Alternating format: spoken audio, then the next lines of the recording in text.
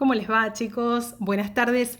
Quería hacer una aclaración porque en la guía de funciones cuadráticas, el punto 4, hay funciones que tienen una particularidad. Es decir, en el primer ejemplo que resolvimos, la función tenía dos raíces, o sea que, voy a hacer el ejemplo acá en un costadito, la función terminó cortando al eje X en dos puntos.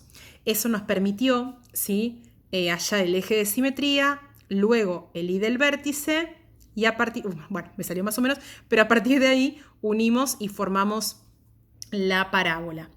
Pero bueno, hay casos donde la función puede cortar al eje X en un solo punto. Esto genera que la función rebote, es decir, que la curva no traspase el eje, sino que rebota, ¿sí?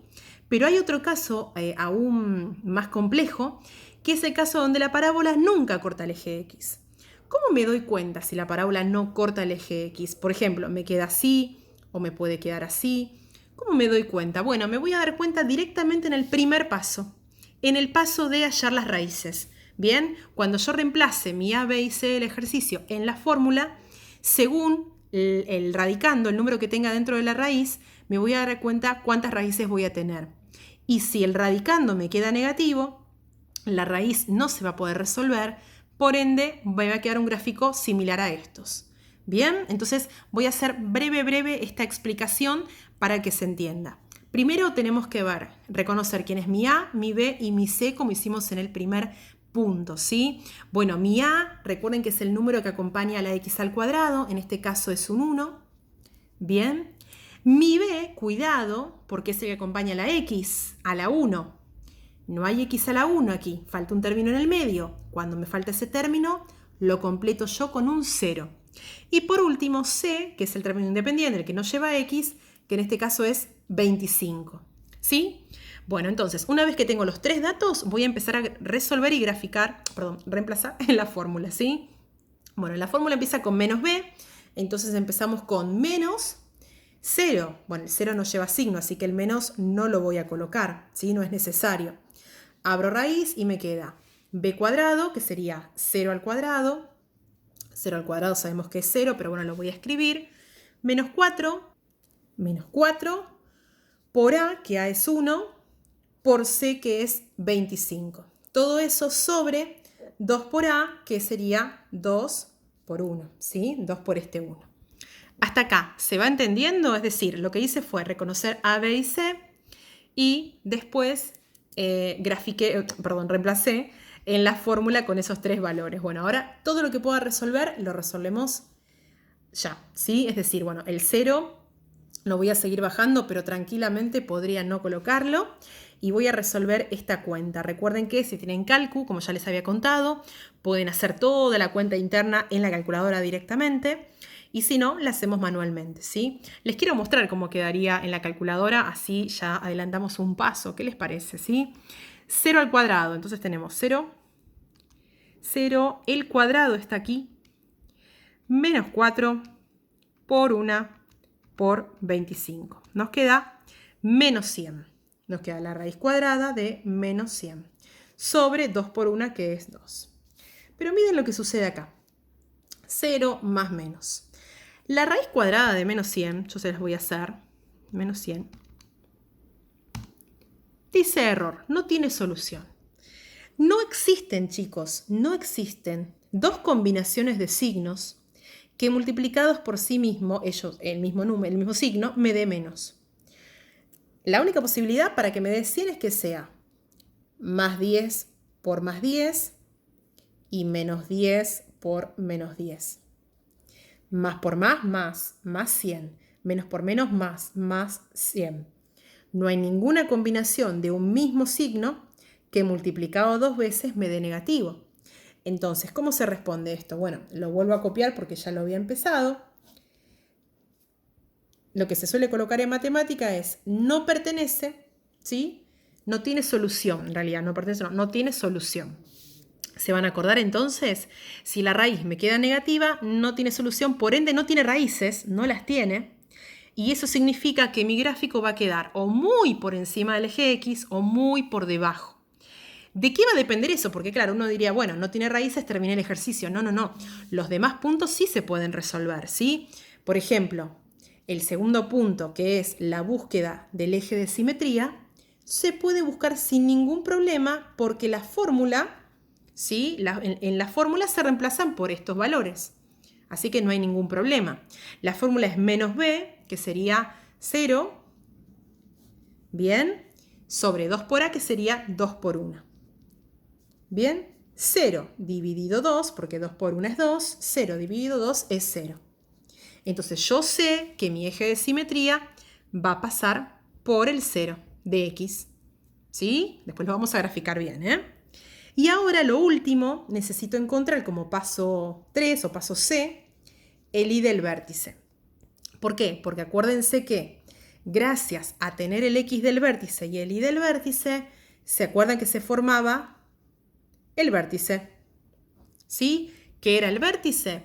El vértice es el punto que puede ser el punto mínimo o el punto máximo donde nacen las ramas. ¿Bien? Bueno, entonces, ¿cómo encontramos el y del vértice?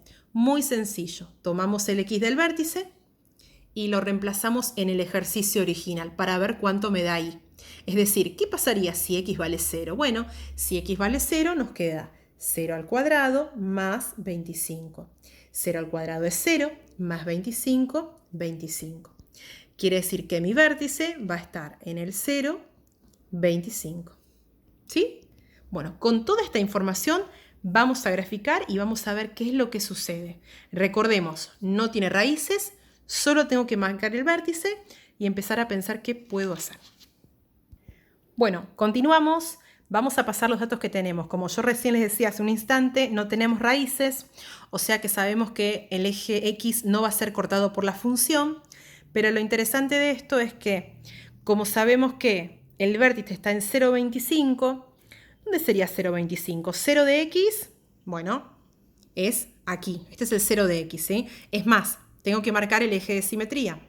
Bien, no sé si se ve bien, pero bueno, acá está el eje de simetría que pasa por el 0 y se acuerdan que habíamos aprendido que el y del vértice también lo vamos a representar con una recta discontinua en el 25. Ustedes dirán, pero profesora, ¿el 25? ¿Tengo que hacer 25 cuadraditos? No, lo que vamos a usar es una escala por ejemplo de 5 en 5, 5, 10, 15, 20, 25. Bueno, aquí está el 25 que necesito para hacer la otra recta y que se corten. Bueno, tracé una recta discontinua, ¿sí? Sobre el 25 y si ustedes observan, entre esta recta y esta recta, el punto de intersección efectivamente es aquí, en el 25. La pregunta es, yo sé que la función obviamente no es cóncava hacia abajo, primero porque lo que aprendimos en el otro video es que como mi a es positiva, la función va a ser, como se dice coloquialmente, sonriendo, o sea, va a estar alegre, ¿sí? Va a estar hacia arriba, cóncava hacia arriba.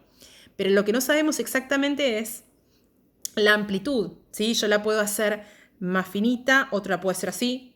O sea, más o menos yo necesito tener una idea de cómo va a ser el gráfico. Si bien son gráficos aproximados, estaría bueno saber.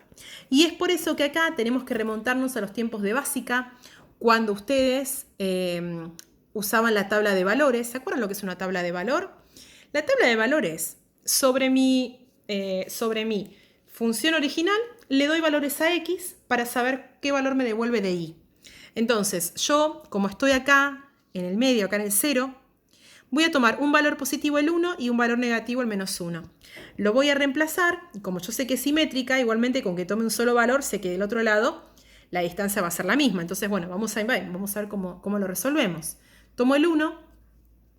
Quiero saber qué pasa cuando x vale 1. Bueno, cuando x vale 1 es 1 al cuadrado más 25.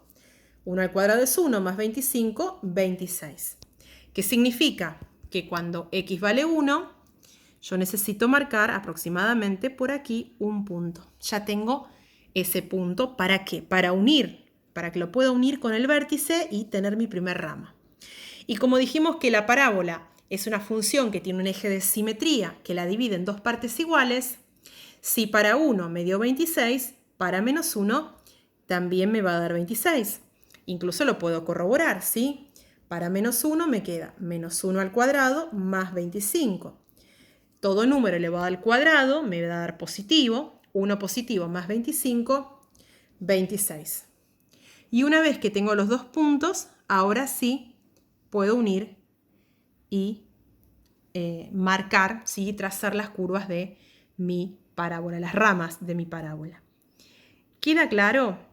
La pregunta que muchos me pueden hacer, profesora, ¿siempre que no corta el eje X me va a quedar acá en el medio? No, la función puede tener un corrimiento, puede tener una traslación. La función puede estar, no es el caso de este ejemplo, pero me refiero a que les puede pasar en el práctico que tengan una función que está por aquí. Y haremos lo mismo, tomaremos un punto de cada lado, ¿sí? Y nos fijaremos qué valor de y le representa y ahí marcamos un punto y unimos con el vértice. ¿Sí? Pero bueno, yo más que nada para que tengan una noción de que si no tienen raíces, no se sorprendan, sucede y el gráfico aproximadamente nos quedaría, por ejemplo, de esta manera. ¿Sí? Bueno, cualquier duda me consultan. ¿Sí? Un saludo para todos.